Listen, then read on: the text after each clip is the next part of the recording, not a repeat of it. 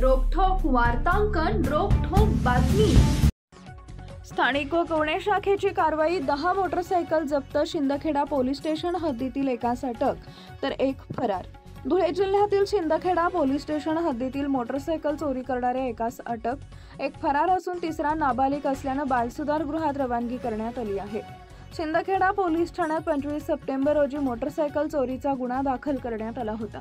स्थानिक गुन्हे शाखेचे श्रीराम पवार यांना खबरांकडून मिळालेल्या माहितीनुसार त्यांनी यावेळेस सतर्क दाखवत दोंडाईचा येथील मुकेश शंकर पवार व त्याचा साथीदार यांच्या मुसक्या आवळल्या। मोटरसायकलीत हे मुलं इतर जिल्ह्यात चोरी करून धुळे जिल्ह्यात विकत असे असं पोलिसांना एकूण 10 मोटरसायकली जप्त केले असून एकास ताब्यात घेतले। एक आरोपी फरार असून तिसरा नाबालिक असल्याने बालसुधार गृहात रवानगी करण्यात आली आहे। ही मुलं इतर जिल्ह्यातील मोटरसायकली चोरी करून धुळे जिल्ह्यातील विविध गावांमध्ये विक्री करत असल्याची माहिती समोर आली आहे। एकास ताब्यात घेऊन अधिक तपास पोलीस करत आहेत।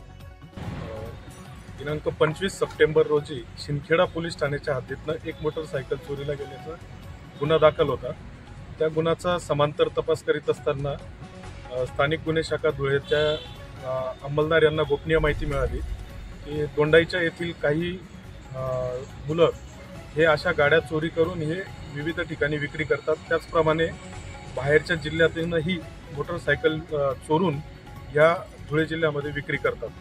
त्या अनुषंगाने दोंडाईच्या येथील मुकेश संजय पवार व दोंडाईच्यातील एक विधी संघर्ष बालक असे यांना संशयावरून ताब्यात घेऊन त्यांच्याकडे विचारपूस केली असता त्यांनी मोटरसायकल चोरल्याची कबुली दिलेली आहे। त्यामध्ये त्यांचा साथीदार अजय उर्फ आकाश विजय भिल राहणार निरगुडी शिंदखेडा हा फरार असल्याचे त्यांनी सांगितलेले आहे। त्याचाही शोध घेत आहोत। या तिघही आरोपींनी चांदवड, मालेगाव तसेच धुळे जिल्ह्यातील शिंदखेडा, दोंडाईच्या या ठिकाणाहून मोटरसायकल चोरी केल्याची कबुली दिलेली आहे।